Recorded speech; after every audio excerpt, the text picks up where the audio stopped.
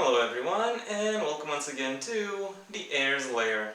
I'm your host, Jonathan Taylor. I'm filming under artificial light again because, well, I've tried filming this video under natural light, but there wasn't really enough natural light to really film this video under. So, for that reason, I decided to wait a bit until all I have is artificial light, so I could, at least get it consistent. If it looks kind of bad, I'm sorry for that. Don't blame me, blame the weather. But anyway, you're not here to hear me talk about the weather. You're here to hear me talk about my top 10 books of 2021. By that, I mean not the best books that were published in 2021, because I haven't really read enough of those in order to really make a top 10. Instead, I want to talk about the top 10 books that I personally have read in 2021. As I was compiling the list, I noticed that somehow, somewhat fortuitously, I rated exactly 10 books 4 stars or above, and more precisely, I rated exactly 3 books 5 stars. So this was somewhat easy to build the list in a broad sense, but when it came to specifics, I had to make some interesting concessions. Some things that there are two things that stood out to me while compiling the list together. Namely, about half of it is actually made up of debuts, and about half of it is made up of Witcher books. What can I say? I've read the entire series this year, and given that that entire series was really good, I've made a whole bunch of videos on them, on it and the books that make it up. Well, all I can say is it's not really surprising, but still, when I put the list together, it was still kind of interesting to behold. But we'll get to that when we get to that. Before I get into the actual list, I also want to mention an honorable mention, namely the only DNF of the year. And yeah, I know it's unusual to put a DNF as an honorable mention, but nothing about me or my efforts has really been usual. The DNF in question is Capital by Karl Marx. It's not because I didn't like how it was written or because I didn't like the content. I actually think both of them had their own strengths. It's rather because as I was reading, I found out that the copy I had was incomplete, and I didn't want to misrepresent a book that was already controversial enough. So yeah, for that reason, I DNF'd it, stopped talking about it. But still, I think it's worthy of an honorable mention. Maybe someday I'll track down a complete version and analyze that. It will take for frickin' ever, but you know what? Whatever. I might just do it. I might just tackle it or some other non-fiction book. Until then, however, let's talk about the books that I did actually finish. At number 10, we've got Truth Teller by Kurt Chambers. The first book in a series, also a thing that happens somewhat regularly. What I liked about this book is just how effortless it was able to establish its characters and its world. It was a very nice, very simple adventure story, and I had quite a lot of fun reading it. Even though there were some parts that were iffy, let's say like that. For more details, you'll have the review up there. In fact, I'll put up reviews of all the books I mentioned, because I pretty much, made reviews for the books I mentioned here. Moving on, at number 9, we have City of Bridges by Andre Jones. This book has some pretty good world building, but the thing that really makes it stand out, at least to me, was how it manages to zero in on characters' perspectives. This is a very imaginative and very diverse book with a lot of differing perspectives that can be occupied. And yet I had no problem ever believing that these distinct perspectives we were following were in fact distinct, that we were in fact following different people with different goals and different objectives. Also, the plotting itself was quite fun, even though at times it wasn't exactly plausible. Let's say it like that.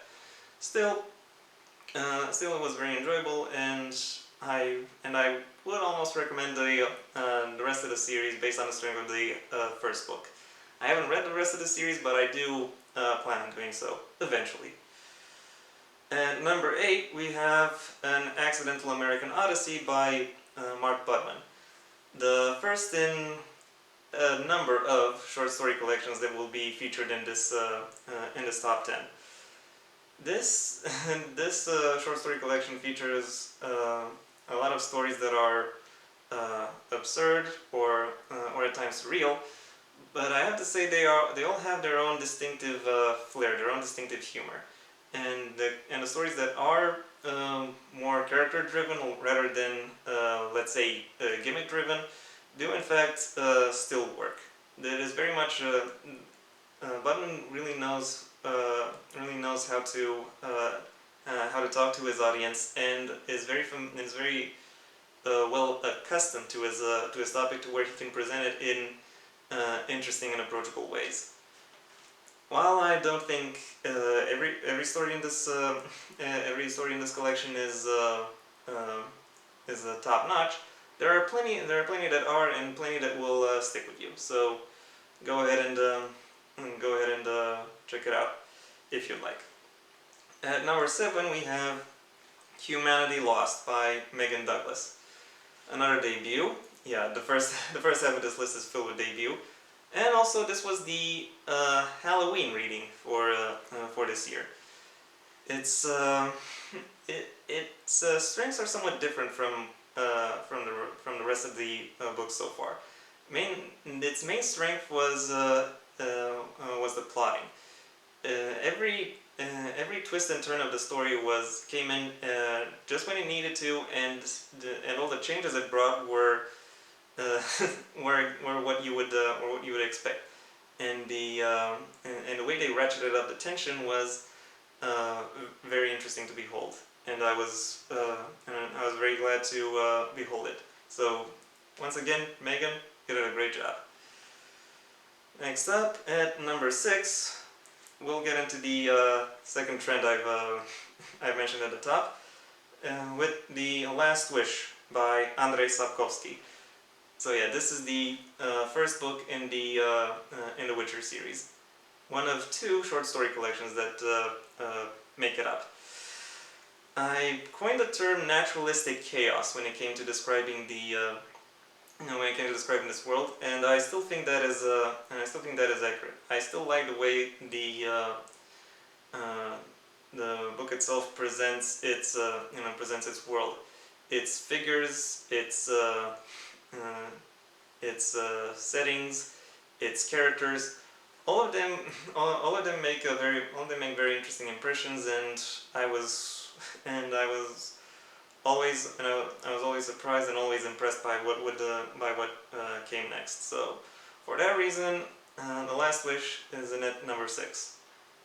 Heading into the top half, we have at number 5, Time of Content by Andrzej Sapkowski. So yeah, there's gonna be a lot of Sapkowski in this half of the list. So I'm sorry if this gets repetitive.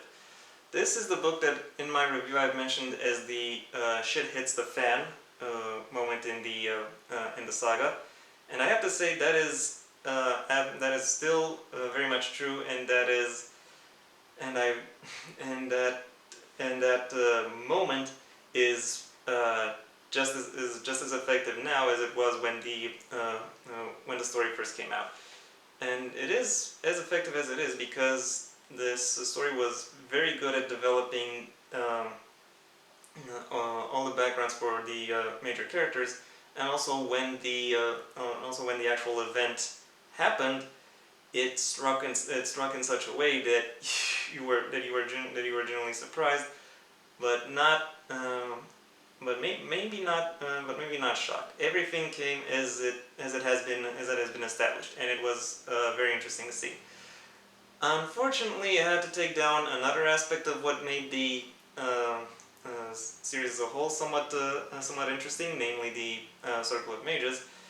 And aside from that, the book doesn't really have anything that impresses. But the general high quality of the series is still maintained here. So for that reason, this particular book gets in at number 5. And number 4 we have, again by Andrzej Sapkowski, Sword of Destiny, the second short story collection. Everything The Last Wish did, Sword of Destiny did better. It had a more expansive look into the kinds of societies of this world, i.e. the cities, the countries, whatever. We received a better understanding of the kinds of creatures and, in general, fauna that inhabits the world. And also we had more insights into how the various people of the world think and act. It was again very interesting to behold and very entertaining to follow. So for that reason, Sword of Destiny gets in at the number 4 spot. At number 3, the bronze medal goes to the first 5-star book in this list so far, The Tower of the Swallow by Andrzej Sapkowski. So yeah, another book in the Witcher series, and easily the darkest book in the Witcher series. We get to see what man's inhumanity to man really looks like in this particular setting. What I like about it, though, is that it doesn't dwell on it. It still uses what is being presented to explore to explore ideas about authority, power, corruption, responsibility, etc.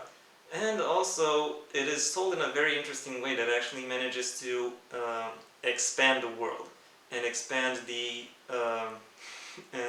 understanding that readers have over one of the main factions of the larger story. Be prepared for a lot of emotional gut punches, though, if you're going to go for the entire ready to go for the entire Witcher series and reach this book, because it's gonna hurt. It's gonna hurt. At number 2, we got a combo breaker. The silver medal goes to Under the Wolf Moon by River J. Hopkins. I've read and reviewed, or rather gushed about River's debut in 2020, and in 2021 I've read her follow-up and reviewed and gushed about that a little bit more, because everything that initial book had, an expansive world building, interesting cast, an extensive characterization. All of that is in this book as well, and I'd argue it's even gotten better. It's even gotten bigger. The stakes themselves have also changed in very interesting and very plausible ways, and yeah, all of that made for a very good and very natural progression of the story, and I look forward to where it goes in the future. No pressure, River. No pressure. And finally, at number 1, I wish I could say this was a difficult choice. At number 1, the gold medal goes to The Lady of the Lake by Andrzej Sapkowski, the climax of the Witcher saga. It was uniquely capable of bringing together everything that made the series, good. It managed to combine the naturalistic chaos that this entire presentation of the world had been built upon, and managed to make it make sense. It managed to make it interesting, enjoyable, thrilling. It managed to tie in so many backstories from so many characters and bring their perspectives into a very complex and very difficult situations. It was a blast to follow, and I very much enjoy reminiscing about it. It is bar none the best book I've read 2021. And yeah, that was my video. I can only hope 2022 has at least one more book that is that is at least as good as some of the books I've presented so far. I very much look forward to that. Until then, however, I would like to say thank you very much for watching this video, and I hope you enjoyed it. If you did, please leave a like, and maybe share this video wherever you think other people will like it as well. If you have anything you'd like to add to anything I said, the comment section awaits your input.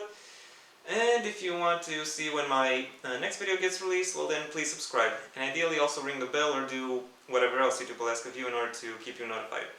My own debut, Heir to the Empire of the Next Generation, is available under a master link in the description down below. Until next time, I am Jonathan Taylor, and this has been The Heir's Lair.